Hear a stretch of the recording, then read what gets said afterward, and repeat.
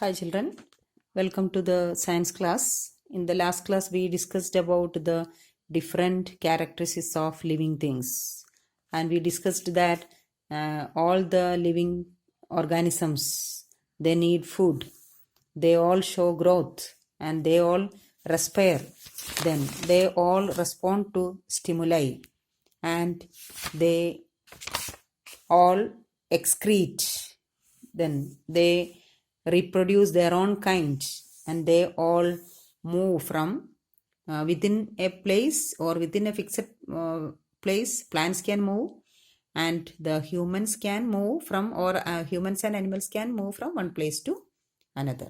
Okay, so these are the main characteristics of uh, living organisms. So today we discuss in detail about what are the different characteristics of this living organisms.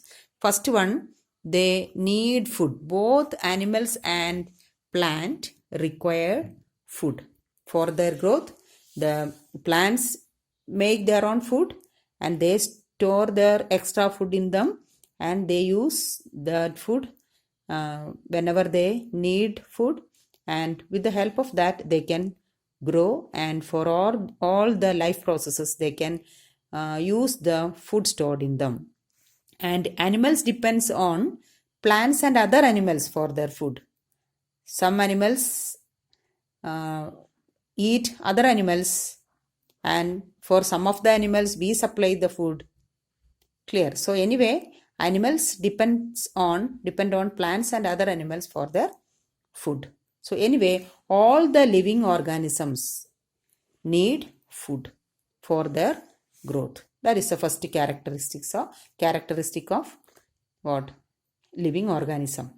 Okay, or that is the main nature, or it is the main characteristic of a living organism.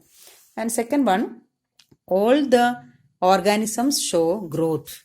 So by taking food, all the living organisms grow. Okay, plants grow, then animals grow. A chick hatched from an egg grows into a hen or a cock. Then plants can become bigger and bigger.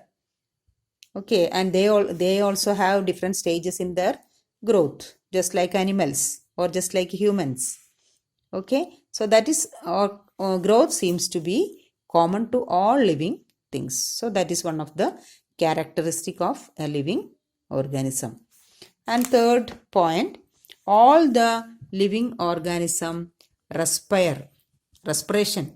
What is respiration? Respiration is the process of breathing. It is a part of the breathing is a part of the process respiration, taking a particular gas and send out another type of gas in human. That is what is called respiration. Then all the animals, the process of breathing in animals like cows, buffaloes, dogs, and cats are similar to human. All the living organisms respire. Not only the animals but the plants are also respire. Okay, they can take carbon dioxide through the small pores present in their leaves. Through the leaves they can exchange the gases. So respiration takes place in both animals and plants. But the different animals are having different organs for breathing. Earthworms breathe through skin, fishes breathe through gills, and plants breathe through leaves. All the living organisms breathe, and all the different organisms are having different body parts for breathing or respiring. Okay, so this is the third characteristic. All the living organisms respire. And fourth point, all the living organisms respond to stimuli. All respond to stimuli. What is stimuli? That is the changes in our surrounding that make us to respond to them. So whenever we show some response, sudden response, that is because of a stimuli. Okay, we respond to sunlight, we respond to the heat, we respond to the change in the surrounding. Okay, that is what is called stimuli. And all the plants and animals are also having, or they also respond to different stimuli.